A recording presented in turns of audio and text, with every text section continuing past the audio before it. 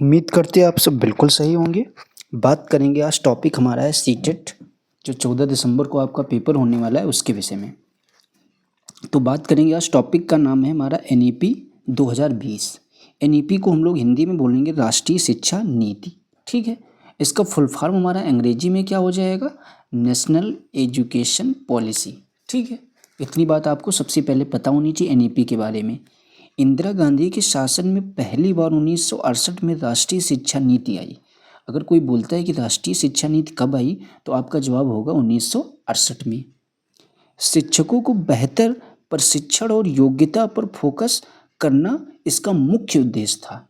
जो NEP 1968 की जो बात हो रही है, इसमें इसका मुख्य उद्देश्य क्या था कि प्रशिक्षण और योग्यता पर फोकस करना। ठीक है, दूसरी बार जो हमारी ये राष्ट्रीय शिक्षा नीति कब आई है, इस दूसरी बार राजीव गांधी, पहले आई है इंदिरा गांधी के, दूसरी बार राजीव गांधी 1986 में राष्ट्रीय शिक्षा नीति की घोषणा की। इसका उद्देश्य क्या था, महिलाओं, अनुसूचित जाति, अनुसूचित जनजाति समुदायों के लिए समान शिक्षा के अवसर को उपलब्ध कराना। यानी महिला हो, किसी भी जाति की हो, ठीक है, चाहे अनुसूचित जाति की हो या अनुसूचित जनजाति की हो, जो है उनको सभी को क्या है, समान शिक्षा के अवसर उपलब्ध कराना। यानी किसी के साथ भी किसी प्रकार का भेदभाव नहीं करना।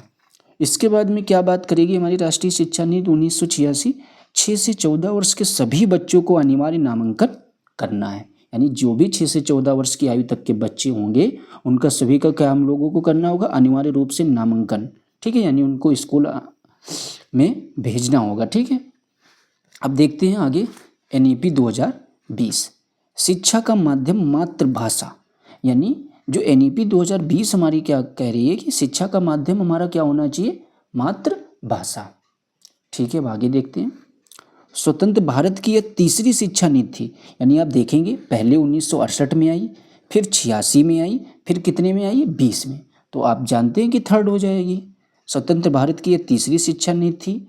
मानव संसाधन विकास मंत्रालय का नाम बदलकर शिक्षा मंत्रालय किया गया। पहले जो था मानव संसाधन विकास मंत्रालय था, इसका NEP 2020 में नाम बदलकर क्या कर दिया गया, शिक्षा मंत्रालय किया गया। भारत सरकार द्वारा 29 जुलाई 2020 को राष्ट्रीय शिक्षा नीति को मंजूरी प्रदान की गई। अगर कोई बोलता है NEP 2020 को कब मान्यता प्रदान की गई भारत सरकार द्वारा, तो 29 जुलाई 2020 को राष्ट्रीय शिक्षा नीति को मंजूरी दी गई। यानी जो पहले किसका मानव संसाधन विकास मंत्रालय का नाम बदलकर क्या रखा गया, शिक्षा मंत्रालय। आगे देखते हैं यह शिक्षा नीति किस पर आधारित थी, उसको भी देखेंगे। 5+3+3+4 के आधार पर यह शिक्षा नीति आधारित थी। अब आइए समझते हैं इसको। 5, 3+3+4 के अंतर्गत आने का मतलब क्या है। 5 का मतलब नर्सरी से आपका बच्चा क्लास 2 तक, इसको हम लोग क्या बोलेंगे, 3 से 8 वर्ष तक की आयु। जो 5 का मतलब हमारा क्या है, 3 से 8 वर्ष तक की आयु। इसमें nursery, LKG, UKG, class first, class second इसके अंतर्गत आएगा प्रथम 5 वर्ष में। ठीक है, अब आगे देखते हैं। 3 का मतलब क्या है, 8 से 11 वर्ष की आयु। 3, 4, 5 यानी class third, class fourth, class fifth, ये हमारा किसका आएगा, 3। इस वाले 3 का मतलब ये। अब थर्ड वाले 3 का मतलब क्या देखते हैं, ये हमारी आयु क्या हो जाएगी, 11 से 14 वर्ष आयु तक। इसमें क्लास 6, क्लास 7, क्लास 8 के बच्चे इसके अंतर्गत, यानी 3 वर्ष में आपको क्लास 6, क्लास 7, क्लास 8, ये वाले 3 की बात करा। 4 में क्या है आपका, 14 से 18 वर्ष तक की आयु, यानी 9, 10, 11, 12। ठीक है, ये हमारा जो है 5+3+3+4 का मतलब हमारा ये है। ठीक है, आप समझ रहे होंगे। अब आगे देखते हैं। अब आप देखेंगे कि प्राइमरी स्कूल में पहले बच्चा आंगनबाड़ी में जाता है। यानी जो सबसे पहले बच्चा हमारा कहाँ जाएगा, आंगनबाड़ी में। तीसरी योजना जो है मोदी जी के शासन में आई। यानी जो तीसरी राष्ट्रीय शिक्षा नीति थी किसके शासन में आई, तो आप लोग बता देंगे मोदी जी के शासन में आई। लागू करने वाला पहला राज्य अगर आपसे पूछता है तो आप लोग क्या बता देंगे, उत्तराखंड है। यह शिक्षा नीति 34 वर्ष पुरानी है। ठीक है, यह शिक्षा नीति अंतरिक्ष वैज्ञानिक के कस्तूरी रंगन पर आधारित है। अगर बोलता है यह शिक्षा नीति किस पर आधारित है, के कस्तूरी रंगन समिति पर आधारित है।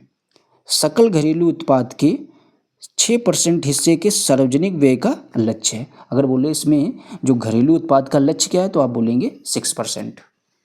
वर्ष 2030 तक सभी बच्चों को नामांकन कराना इसका लक्ष्य था, यानी 2030 तक कोई भी बच्चा वंचित ना रहे जो स्कूल में जिसका नामांकन ना हो जाए, ये इसका लक्ष्य था। ये समग्र शिक्षा, बचपन की देखभाल, लचीले आकलन, कौशल विकास और उच्च शिक्षा सुधारों पर जोड़ देती है। अगर कोई बोलता है कि NEP 2020 किस पर जोड़ देती है, तो कौशल विकास, उच्च शिक्षा सुधारों पर जोड़ देती है। पाठ्यक्रम हमारा लचीला होना चाहिए, ठीक है। अब देखते हैं इसका उद्देश्य बच्चों को चार दीवारी के बाहर के ज्ञान से जोड़ना, यानी कि जो बच्चों का ज्ञान है वो खाली चार दीवारी के अंदर ही कैद रखना नहीं है, उसको बाहरी जीवन से भी जोड़ा जाना चाहिए। इसका मतलब NEP 2020 का मतलब ये है। सरल और रुचिपूर्ण माध्यम से शिक्षा उपलब्ध कराना, यानी जो भी आप बच्चों को पढ़ा रहे हैं उसको एक सरल तरीके से पढ़ाएं और बच्चा उसमें रुचि ले, इस तरीके से आप कोई भी चीज़ उसको पढ़ाएं, इसका लक्ष्य ये भी था। अब आगे देखते हैं इससे संबंधित हमारे कुछ क्वेश्चन हैं, उनको भी समझ लेते हैं। NEP 2020 में शिक्षक को किस कक्षा तक मातृभाषा, स्थानीय क्षेत्रीय भाषा के पाठ पढ़ाने पर बल दिया गया है? तो कक्षा 5 तक आप जो है बच्चों को मातृभाषा में ही पढ़ा सकते हैं, या उसकी जो स्थानीय भाषा हो या क्षेत्रीय भाषा हो उस भाषा में पढ़ा सकते हैं। सेकंड नंबर क्वेश्चन देखते हैं।